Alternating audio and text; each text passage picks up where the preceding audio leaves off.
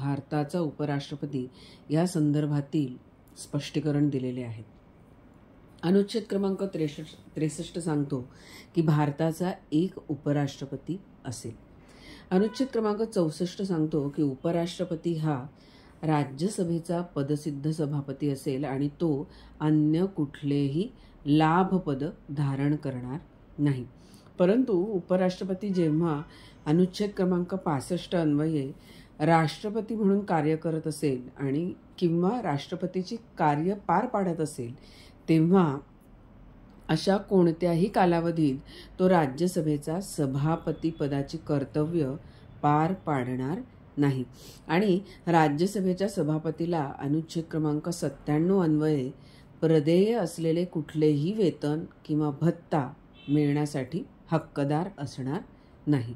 पुढे अनुच्छेद क्रमांक 65 मध्ये राष्ट्रपतीचे पद निमित्तवशात रिक्त होईल आणि त्या प्रसंगी उपराष्ट्रपतीने राष्ट्रपती म्हणून कार्य करणे अथवा राष्ट्रपतीच्या अनुपस्थितीत त्याची कार्य पार पाडणे या संदर्भातील स्पष्टीकरण दिलेले आहे.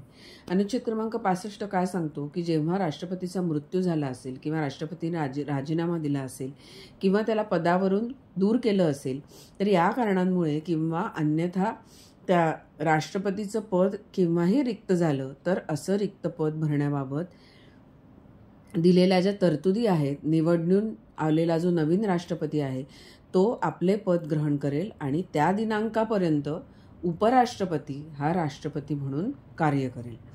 त्याचप्रमाणे जेव्हा राष्ट्रपती अनुपस्थित असेल तेव्हा किंवा आजाराने ग्रासलेला असेल किंवा अन्य कुठलेही कारण असेल त्यावेळेला राष्ट्रपती आपला कार्यभार पुन्हा हाती घेईपर्यंत उपराष्ट्रपती त्याचे काम करेल.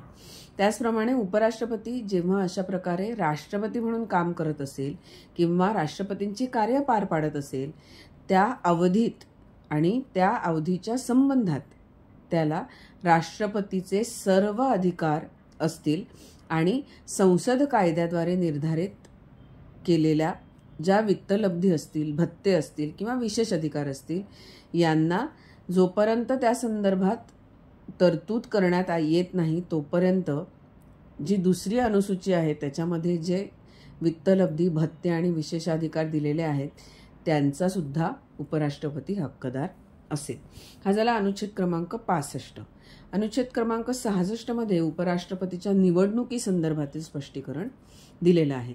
तर उपराष्ट्रपती हा संसदेच्या दोन्ही सभागृहांचे सदस्य मिळून बनलेली जो निर्वाचक गण असेल त्याचे जे सदस्य असतील त्यांच्यामधून निवडला जाईल आणि अशा निवडणुकीतील मतदान हे गुप्त मतदान पद्धतीने होईल.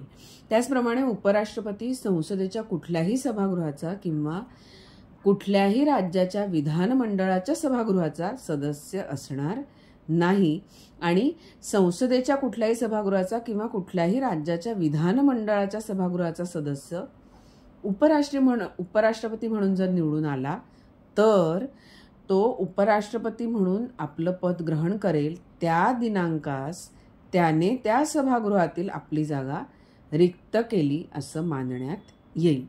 त्याचबरोबर कुठलीही व्यक्ती जी भारताची नागरिक असेल, वयाची 35 वर्ष पूर्ण केलेली असेल आणि राज्यसभेची सदस्य म्हणून निवडून येण्यास प्राप्त असेल, त्याची अर्हता असेल अशी व्यक्तीच असं असल्याखेरीज उपराष्ट्रपती पदाच्या निवडणुकीस अन्य कोणतीही व्यक्ती पात्र असणार नाही. त्याचबरोबर एखादी व्यक्ती जर भारत सरकारच्या कुठल्याही राज्य शासनाच्या नियंत्रणाखाली किंवा सरकारामध्ये कुठल्याही नियंत्रणाखाली असलेल्या कुठल्याही स्थानिक किंवा अन्य प्राधिकाराच्या नियंत्रणाखाली कुठलंही लाभपद धारण जर करत असेल तर ती व्यक्ती उपराष्ट्रपती पदाच्या निवडणुकीस प्राप्त असणार नाही. हा झाला अनुच्छेद क्रमांक 66. पुढे अनुच्छेद क्रमांक 67 मध्ये उपराष्ट्रपतींचा पदावधी दिलेला आहे. तर उपराष्ट्रपती ज्या दिनांकास आपलं पद ग्रहण करेल त्या दिनांकापासून 5 वर्षाच्या अवधीपर्यंत ते पद तो धारण करेल. पण जर उपराष्ट्रपतींनी राष्ट्रपती संबोधून आपल्या पदाचा जर सहीनिशी जर लेखी राजीनामा दिला तर किंवा राज्यसभेच्या त्यावेळेस सर्व सदस्यांच्या बहुमताने पारित झालेलं आणि लोकसभेत संमत केलेला ठराव त्या ठरावाद्वारे जर उपराष्ट्रपतीला पदावरून दूर करता येईल किंवा तसं प्रयोजन केलं तर कुठलाही ठराव मांडण्याचा उद्देश असल्याबाबत पुन्हा 14 दिवसांची नोटीस देण्यात आल्याखेरीज तो ठराव मांडला जाणार नाही, म्हणजे 14 दिवसांची नोटीस देणं बंधनकारक असेल. आणि त्याचबरोबर उपराष्ट्रपती आपला पदावधी संपला असला तरीही त्याचा उत्तराधिकारी त्याचं पद जोपर्यंत ग्रहण करत नाही तोपर्यंत आपलं पद धारण करणं चालू ठेवेल. हा झाला अनुच्छेद क्रमांक 67. पुढे अनुच्छेद क्रमांक 68 मध्ये उपराष्ट्रपतींचं रिक्त पद भरण्यासाठी निवडणूक घेण्याची मुदत आणि निमित्तवशात रिक्त होणारं पद भरण्याकरता निवडून आलेल्या व्यक्तीचा पदावधी दिलेला आहे. तर काय सांगतो हा अनुच्छेद, तर उपराष्ट्रपतीचा पदावधी संपल्यामुळे जर रिक्त पद भरण्यासाठी निवडणूक घ्यायची असेल तेव्हा तो अवधी संपण्यापूर्वी ती निवडणूक पूर्ण करण्यात येईल. आणि त्याचबरोबर उपराष्ट्रपतीचा जर मृत्यू झाला किंवा त्यांनी राजीनामा दिला किंवा त्याला पदावरनं दूर केलं तर या कारणांमुळे किंवा जर पद रिक्त होत असेल तर ते पद भरण्याकरता ते पद रिक्त झाल्याच्या दिनांकानंतर शक्य तितक्या लवकर कोणत्याही परिस्थितीत त्या दिवसापासून 6 महिन्यांच्या आत निवडणूक घेण्यात येईल. आणि ते रिक्त पद भरण्यासाठी निवडून आलेली जी व्यक्ती असेल ती अनुच्छेद क्रमांक 67 मध्ये ज्या तरतुदी दिलेल्या आहेत त्यांना अधीन राहून आपलं पद ग्रहण केल्याच्या दिनांकापासून पुन्हा 5 वर्ष पूर्ण होईपर्यंत पद धारण करण्यास हक्कदार असेल. पुढे अनुच्छेद क्रमांक 69 मध्ये प्रत्येक उपराष्ट्रपती आपलं पद ग्रहण करण्यापूर्वी राष्ट्रपती किंवा त्या संबंधात नियुक्त केलेल्या एखाद्या व्यक्तीच्या समक्ष प्रतिज्ञा घेईल आणि सही करेल. हा झाला अनुच्छेद क्रमांक 69. पुढे अनुच्छेद क्रमांक 70 मध्ये इतर आकस्मिक प्रसंगी राष्ट्रपतीची कार्य पार पाडण्याचं काम सुद्धा उपराष्ट्रपती करेल. त्याचबरोबर अनुच्छेद क्रमांक 71 मध्ये राष्ट्रपती आणि उपराष्ट्रपती यांच्या निवडणुकी संबंधात आणि त्यांच्याशी निगडीत असलेल्या बाबी दिलेल्या आहेत.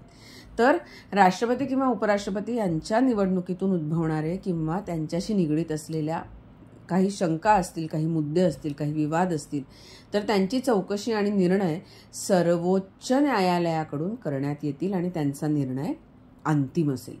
त्याचप्रमाणे एखाद्या व्यक्तीची राष्ट्रपती किंवा उपराष्ट्रपती म्हणून जर निवडणूक झालेली जर सर्वोच्च न्यायालयाने रद्दबादल म्हणून घोषित केली तर सर्वोच्च न्यायालयाच्या निर्णयाच्या दिनांकास आणि त्यापूर्वी राष्ट्रपतीच्या किंवा यथास्थित उपराष्ट्रपती पदाचे जे अधिकार वापरताना किंवा कर्तव्य पार पाडताना ज्या केलेल्या कृती असतील त्या घोषणेमुळे विधी अग्राह्य ठरणार नाहीत. त्याचबरोबर संविधानाच्या तरतुदींना अधीन राहून संसदेला राष्ट्रपतीच्या किंवा उपराष्ट्रपतीच्या निवडणुकी संबंधीच्या आणि त्याच्याशी निगडीत असलेल्या कुठल्याही बाबींची कायद्याद्वारे विनियमन करता येईल. आणि एखाद्या व्यक्तीची राष्ट्रपती किंवा उपराष्ट्रपती म्हणून झालेली निवडणूक तिला निवडून देणाऱ्या निर्वाचक गणामध्ये कोणत्याही कारणामुळे सदस्याची एखादी जागा रिक्त असल्याच्या कारणावरून प्रश्नास्पद करता येणार नाही. हे झाले उपराष्ट्रपती संदर्भातील अनुच्छेद. पुढील भागात आपण बघणार आहोत मंत्री परिषदे संबंधातील अनुच्छेद. भेटूया पुढच्या भागात.